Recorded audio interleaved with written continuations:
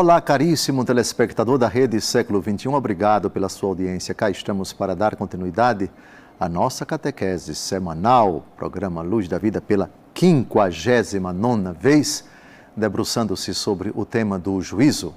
Juízo, um dos 4 novíssimos. Os novíssimos são as últimas realidades que acontecerão com a aventura humana após o peregrinar no tempo. Quando deixarmos o tempo, adentramos na eternidade.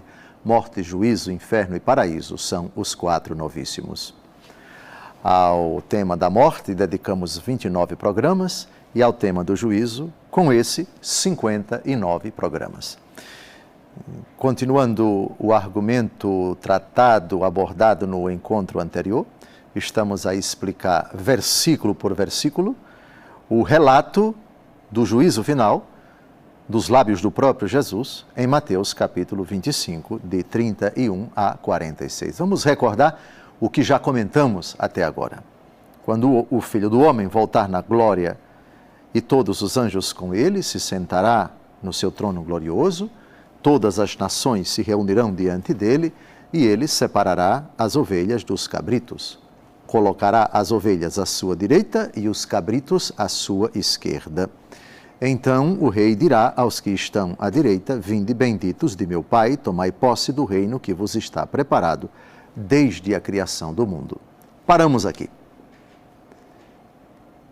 A explicação de todos esses elementos, de todas essas expressões, fizemos nos programas anteriores. Então eu remeto a quem não participou, a quem não assistiu aos vídeos anteriores, que o faça acessando o nosso portal.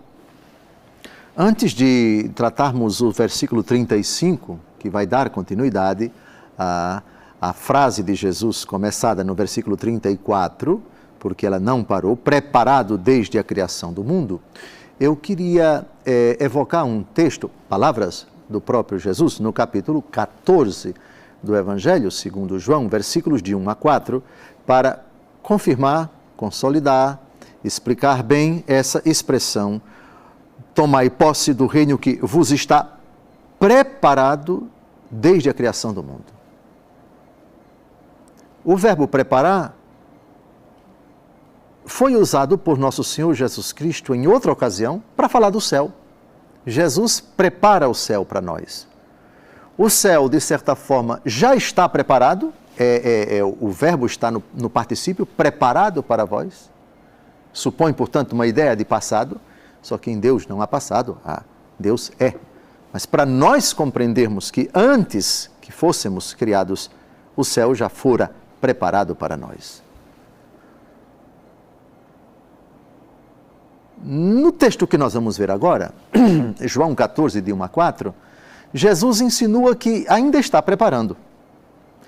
Portanto, vamos ao texto, porque a gente vai perceber que em Mateus já está preparado. Em João está preparando. Mas como conjugar o que está preparado com o que ainda Jesus está preparando, e só quando ele estiver preparado é que ele vem nos buscar? João, capítulo 14, versículos de 1 a 4. Não se perturbe o vosso coração.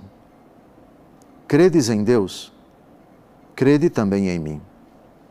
Na casa de meu Pai há muitas moradas. Não fora assim, e eu vos teria dito, pois vou preparar-vos um lugar. Depois de ir e vos preparar um lugar, voltarei e vos tomarei comigo, para que onde eu estou, também vós estejais. Alguém pode até dizer: agora complicou tudo. Porque em João 14, Jesus disse que vai para o céu preparar um lugar. E quando ele estiver preparado, portanto, supõe a ideia de que ainda não foi preparado, Jesus vem e nos toma, para que onde ele está, nós estejamos também. Que, aliás, é a melhor definição do céu,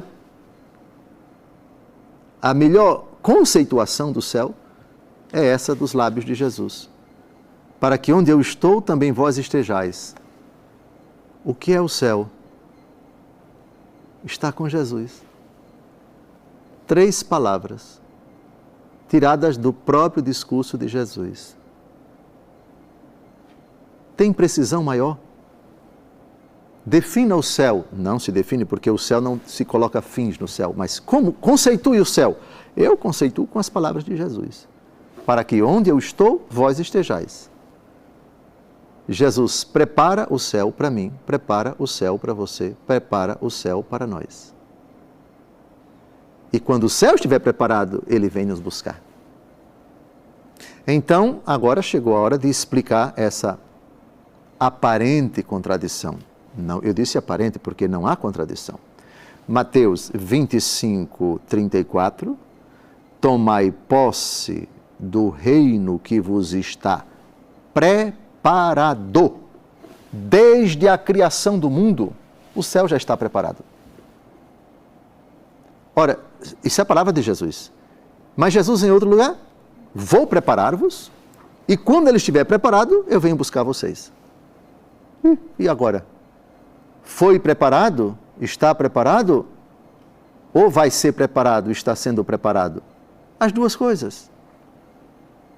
Está preparado no coração de Cristo, desde toda a eternidade, porque o céu foi feito para que participássemos dele. Deus criou todas as criaturas para participar de sua vida. Deus quer que todos se salvem e cheguem ao conhecimento da verdade.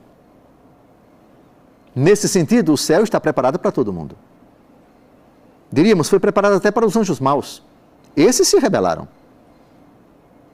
Deus cria todas as suas criaturas para participar da sua vida. Todas as criaturas são boas. Deus as criou boas. As livres, dotadas de livre-arbítrio, algumas optaram contra Deus e foram expulsas do céu por sua decisão, os anjos maus. E os seres humanos que vierem a se condenar, saibam que foi preparado para eles o céu. Deus não preparou o inferno para ninguém. Aliás, a frase que vamos comentar ainda é a respeito do inferno no versículo 41, ide para o fogo eterno destinado ao demônio e aos seus anjos. É uma diferença abismal de impostação. Destinado, atenção, olha o verbo no versículo 41, destinado. Jesus não diz nem preparado. Destinado, o destino do inferno, o demônio e os seus anjos. Eles é que criaram isso. Jesus nem preparou o inferno para ninguém. Preparado é uma coisa, destinado é outra. Preparado é o céu. O reino do Pai. Inferno não foi preparado por Deus. Foi o destino criado, querido pelo demônio e pelos seus anjos. Percebam aqui a diferença. Muitíssimamente muita diferença. Muito bem. Então, a questão do preparado, chegou aqui o momento de explicar. Preparado no querer de Deus. Vou preparar-vos, porque Jesus está nos aguardando, mas a entrada no reino dos céus, a posse no reino dos céus, vai depender de nós. Preparado na eternidade, mas estamos no tempo. E enquanto não chegamos lá, enquanto a nossa aventura humana não chega ao seu termo, Jesus está preparando, Jesus está aguardando.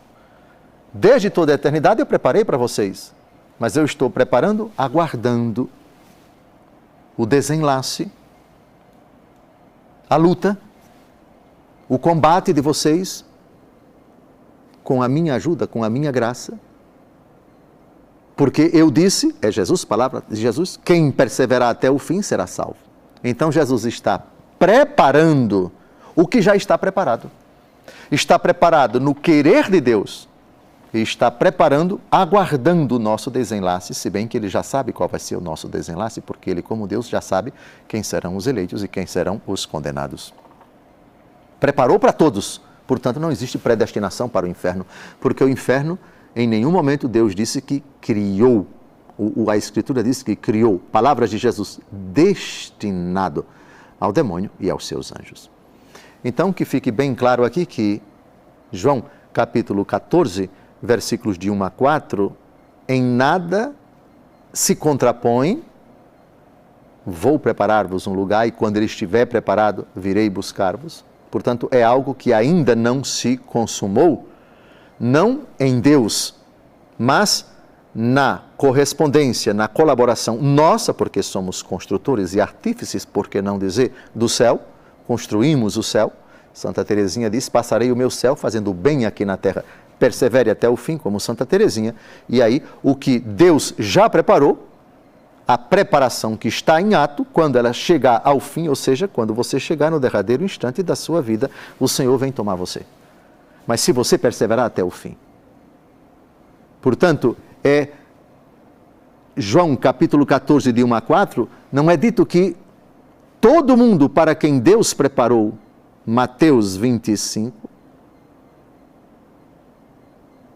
que vai para o céu. Não. Ele disse, preparado para vós desde a criação do mundo.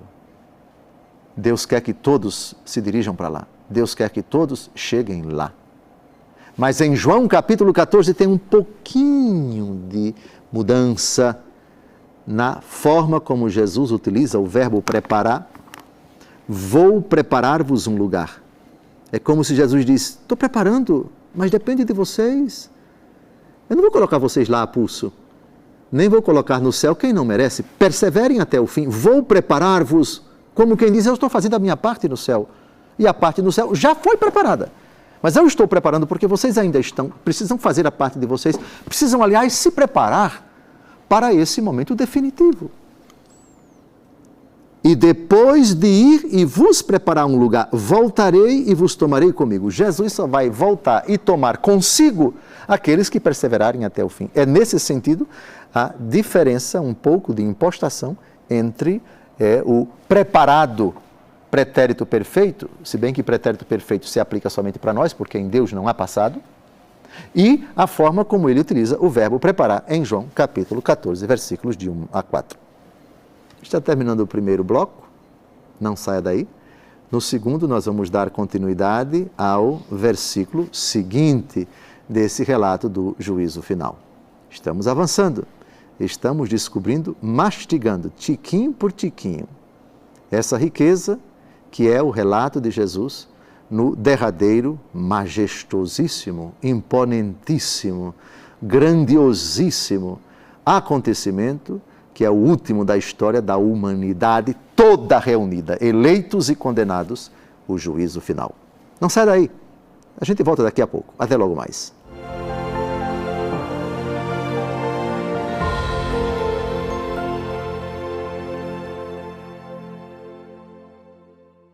Olá, caríssimo telespectador da Rede Século XXI, obrigado pela sua audiência e por ter permanecido conosco. Depois desse breve intervalo, está começando o segundo e último bloco do nosso 59º Encontro Luz da Vida, dedicado ao tema do juízo. Juízo, um dos 4 novíssimos. Novíssimos são as últimas realidades que acontecerão com a humanidade após a sua aventura aqui na Terra, e são 4 os novíssimos: morte, juízo, inferno e paraíso. Ao tema da morte dedicamos 29 programas e ao tema do juízo, com este, 59 programas. Vejam, a quantidade de programas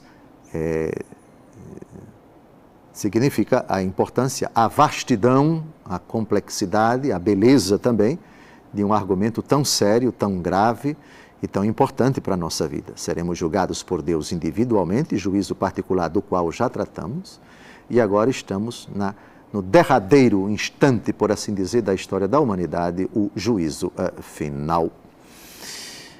Mas antes de tudo, me permitam agora um versículo crucial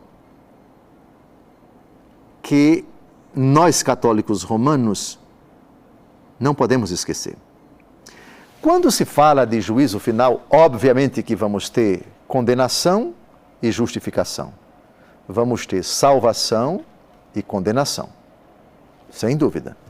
O juízo particular só admite essas duas alternativas. Do julgamento particular sai uma alma justificada ou condenada. Do juízo final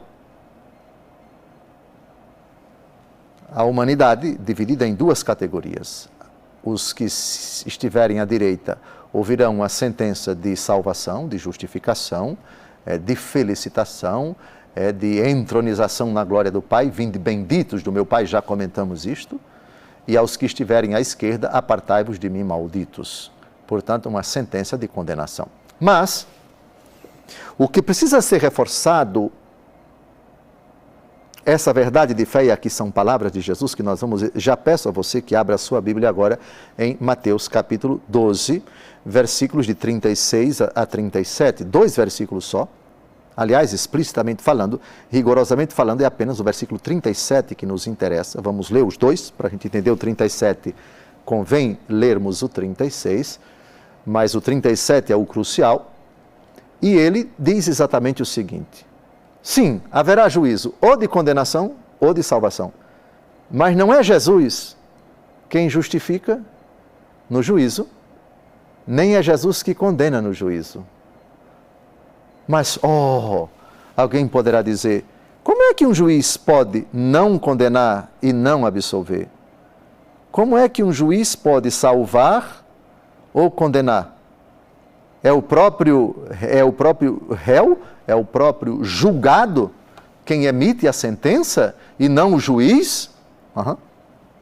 O juiz corrobora, isto é, confirma algo diante do julgado. Falei em abstrato, agora com o texto de Jesus vai ficar mais claro. Jesus não complica as coisas. Jesus é bem claro, Jesus é bem direto. O juízo particular e o juízo final também não serão complicados. Serão bem claros, bem diretos e bem rápidos também.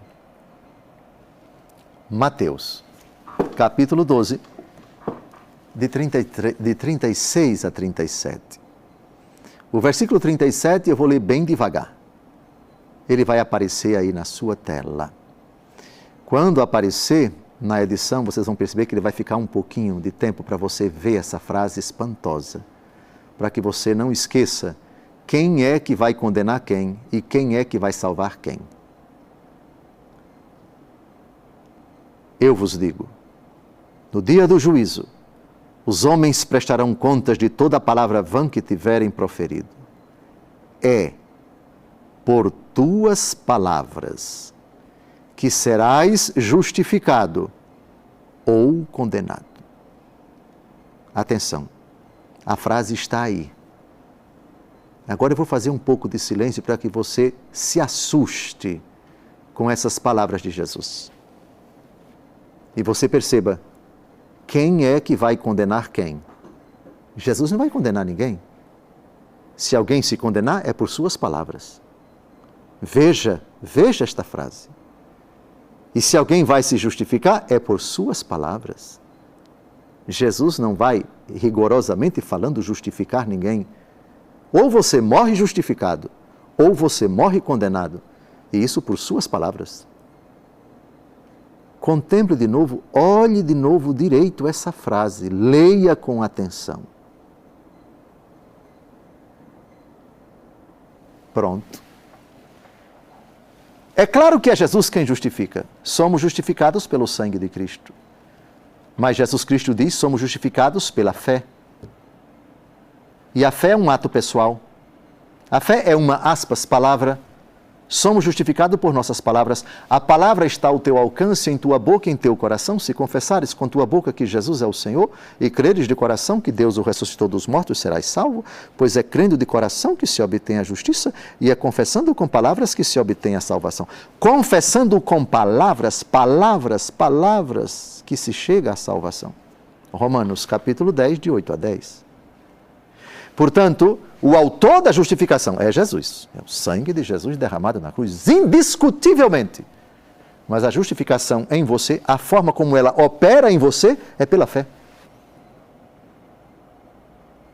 Portanto, de novo a frase espantosa, é por tuas palavras que serás justificado ou condenado. A rigor, Jesus não vai pronunciar palavra nenhuma. Para quê? A não ser corroborar. Vinde benditos ou apartai-vos de mim, malditos. Mas atenção, vinde benditos para quem com suas palavras foi justificado. Por tuas palavras que serás justificado.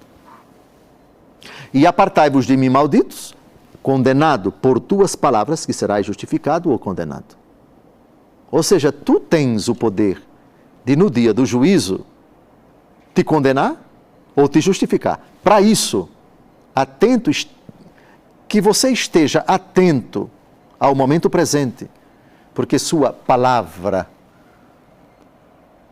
tem repercussão, terá repercussão na outra vida.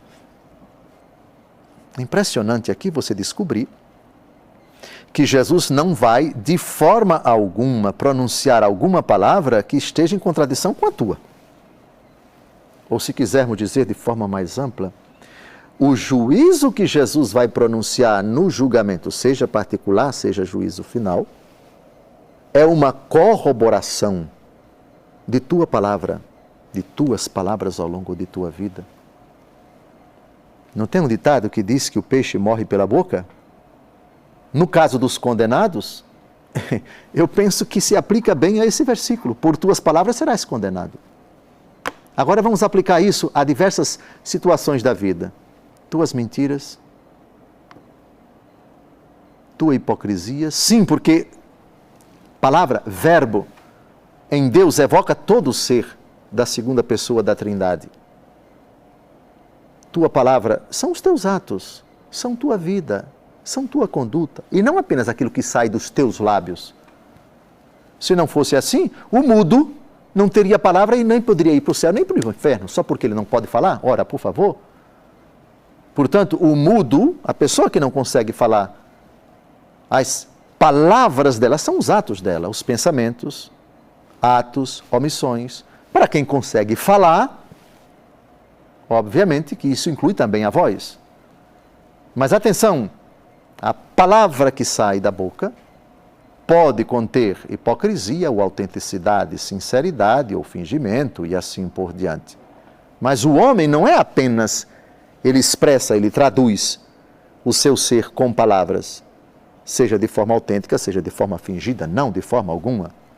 Portanto, quando Jesus diz aqui, é por tuas palavras que serás justificado ou condenado, pelos teus atos, tuas obras. Toda a tua vida está definindo tua salvação ou tua condenação. Ao dizer por tuas palavras, Jesus está excluindo por minha vontade, por minha decisão. A vontade do Pai é que todos se salvem. Mas a justificação supõe e exige decisão da pessoa diante do mistério redentor de Cristo. Justificação pela fé, Tiago 2,24, não apenas pela fé, mas também pelas obras. O homem é justificado não somente pela fé, mas também pelas obras, Tiago 2,24. Fé e obras da fé, não fé e obras da lei de Moisés, porque o homem não é justificado pelas obras da lei de Moisés. Da lei de Moisés, não. Mas as obras da fé, absolutamente isso sim. A fé sem as obras é morta, diz o mesmo apóstolo Tiago na sua carta.